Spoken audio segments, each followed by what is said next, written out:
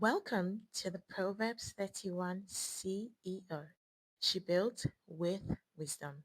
The podcast for faith-driven women ready to build profitable, purpose-filled brands without the hassle or burnout. I'm your host, Darren Rougelet, brand strategist, high-ticket marketing mentor, and unapologetic believer in blending biblical wisdom with business success. Every week, we're going to be diving into timeless principles from the Bible and pair them with proven brand and wealth building strategy so you can attract premium clients, steward your influence, and build a legacy that honors God.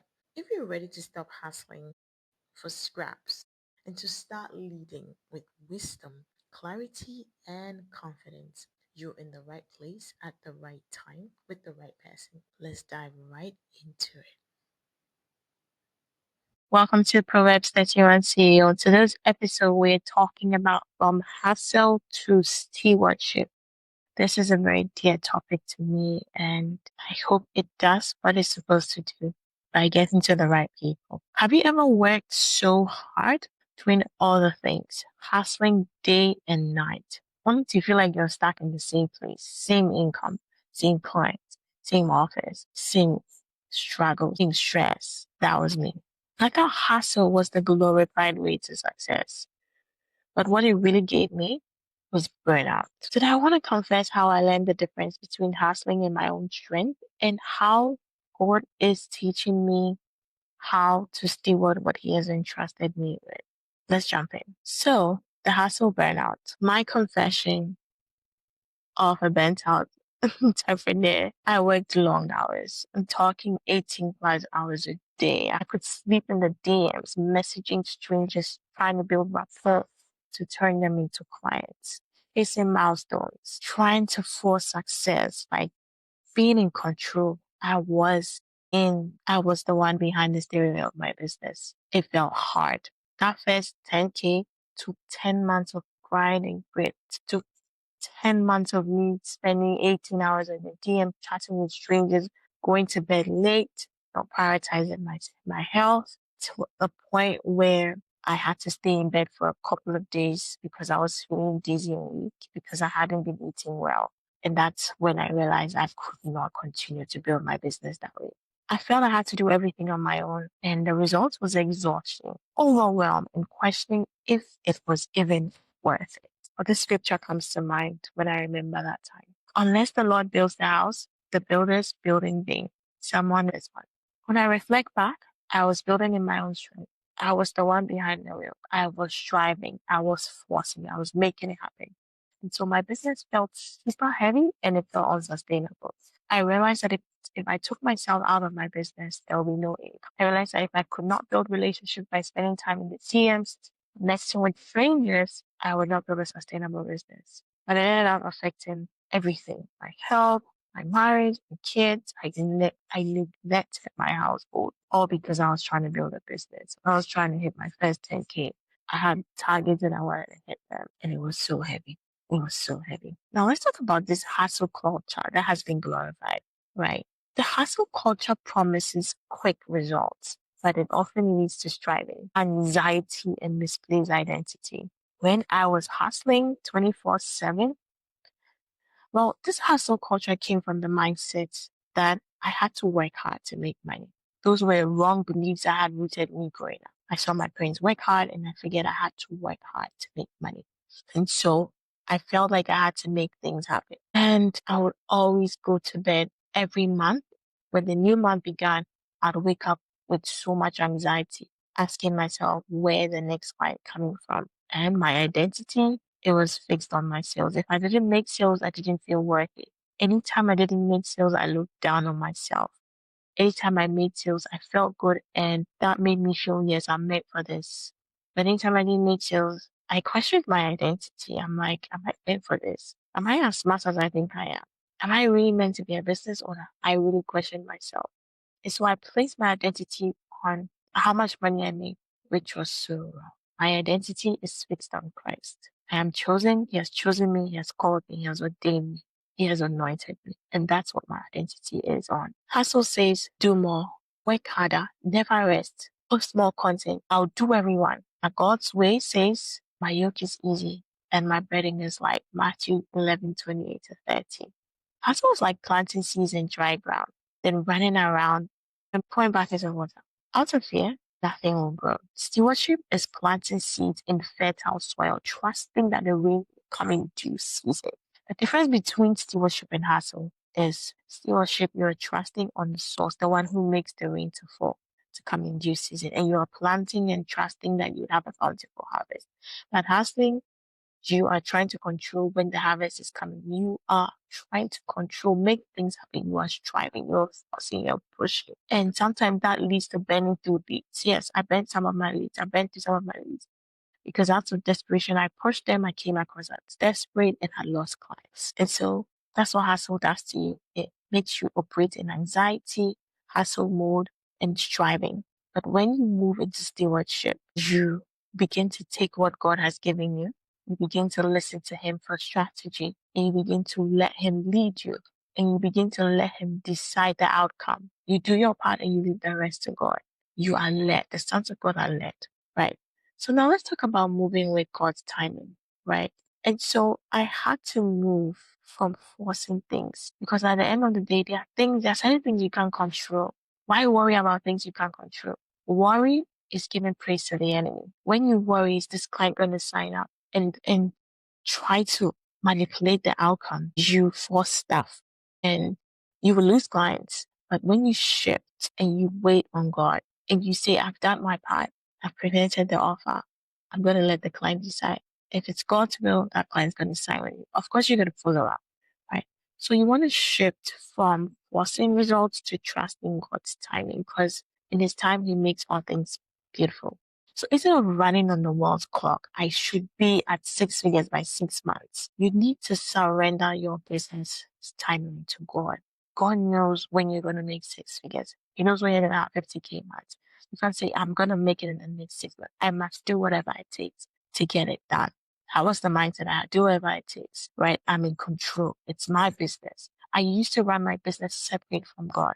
Yes, I prayed, but then I was the one in control. I was behind the steering wheel. When I look back, I have to be honest with myself. I was behind the steering wheel and I used to compare. When I saw other people's success, I was encouraged, I was inspired, but then I used to say deep within me, I should be ahead. I started before them, right? So you want to surrender instead of being the one trapped. Let Jesus take the wheel. Surrender the business to Him, but you want to do your part because faith without works is dead. So you do your part and God does His part. You don't want to sit down and say you're waiting on God to magically come and do everything for you. Right. So when I realized that success in God's kingdom is not rushed. When you build success and wealth the world way, you are being rushed because you're comparing yourself. The world says that if you don't make 10K in your first 30 days, you're a failure. If you don't make 6 figures in your first 6 months, you're a failure. But that's not how it works in God's economy, right? In God's economy, sustainable wealth is built in alignment. God brings the right people, the right resources, the right team members, and He even gives you the right office to build. When all of these come together, you have a bountiful harvest. And remember, the blessing of the Lord make it rich and add it no sorrow. This kind of blessing gives you peace. You don't wake up in anxiety. You wake up with peace and joy and confidence in the one who knows. So it reminds me of this scripture, Ecclesiastes 3:1. There's a time for everything and a season for every activity under the heavens. At the proper time, you will reap a harvest if you do not give up. One of my favorite scriptures, Galatians 6:9. So I want you to reflect on what I've said so far. When you shift from forcing results to depending on God's time, you reap a bountiful harvest because everything comes out of alignment. And that peace of mind fulfillment, nothing beats it because I've been on the other end. Hassle, stress, anxiety, depression. It's a huge load and a burden you don't want to carry. So I want you to reflect. What if the delay in not getting the bountiful harvest is not denial, but it's actually preparation so that when it actually comes, you would have sustainable growth and success. Success that lasts. That lasts. But then you need to be ready. The day you plant the seed is not the day you reap it.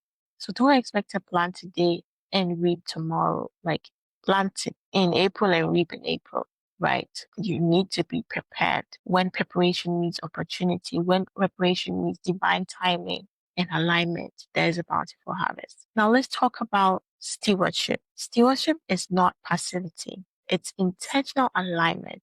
You want to use wisdom in structuring your content. You want to use wisdom in putting your offers together. You want to manage your energy and you want to rest when God asks you to rest. There's going to be a time to build and there's going to be a time to rest. So you always want to see God's strategy in everything you do. If you want to stand out and crush your competitor, then you want to see God's guidance and strategy because He will give you a strategy that's unique to you and that will let you win. And when He is in your boat, trust me, God is within His, you will not fail. So instead of seeking trends, seek God's peculiar instructions for you in every season. Because the strategy that might work for season A might be different from every new season. Every new season and then specific instructions. Unless God says don't change it, just go with it. Go with it. You also want to build sustainably instead of rushing. Stewardship is taking good care of the things God has given you. How are you taking good care of the things God has given you? Are you building intentionally or are you building haphazardly? Or are you scrambling for grabbing everybody's idea? Moreover, 1 Corinthians 4:2 says, but it is required in stewards that one be found faithful. Are you faithful with the little that God has given you? Can He trust you with much? How are you treating the little He's giving you? Maybe you have a few clients. Are you treating them well? Are you giving them excellent service? Are you helping them with your methods and your gifts and your callings so that you can get really good results and go and become your salesman? Or are you just saying, oh, I just have 5 clients. Let me just leave them and go and get more and not providing the results and the promises and the services that you said you were going to deliver. All that is stewardship. So if God gives you 10 clients and you are not taking good care of these 10 clients, you're not giving them the strategies and everything they need to succeed, do you think He can give you more clients? So you want to reflect. God isn't asking you to ask for harder. He's asking you to be faithful with what is in your hand so He can multiply it. He's asking you to be a good steward of what He has given you so He can multiply it. Now let's talk about practical lessons, right? So you want to ask these questions. Where are you in your business? Are you striving, making things happen, forcing things, being burnt out, tired of copying trends, tired of not being yourself, out of alignment, selling things that don't align to you, selling offers that you don't even stand behind, doing things that are compromising your values? Or are you stewarding? Are you taking good care of what God has given you? Are you listening and leading and waiting on His divine time? Are you doing your part? Or are you rushing ahead of God's timing? Are you trusting the season that He has you in? Are you chasing clients? Or are you positioning yourself to attract buyers? The buyers that God has already appointed for you. Because if He called you, He will provide the resources, He will provide the clients. Stewardship leads to clarity. Clarity and peace. The peace that transcends all knowledge and understanding. Hassle, on the other hand, leads to overwhelm, burnout, confusion, anxiety, inconsistency. Think about this. I want you to ponder on these questions. Really think deep and be honest with yourself. To thy own self be true. When I look back, I realized my burnt out it didn't come from the work itself, but from striving without God. That's where it really came out from. Me trying to be in control. Me trying to make everything happen. Me trying to manipulate the outcome. But today, God is teaching me how to be a better steward. God is teaching me how to build with Him, with wisdom, so I can have absolute peace. I choose divine timing, and I invite you to do the same. If you're ready to leave the hassle behind and step into your God-led stewardship, I created From Freebies to Buyers to help steward your message, your offers, and your audience the right way, so you can finally build a business that reflects God's wisdom and not the world's hustle. Join the wait list. The link will be below. See you on the next episode.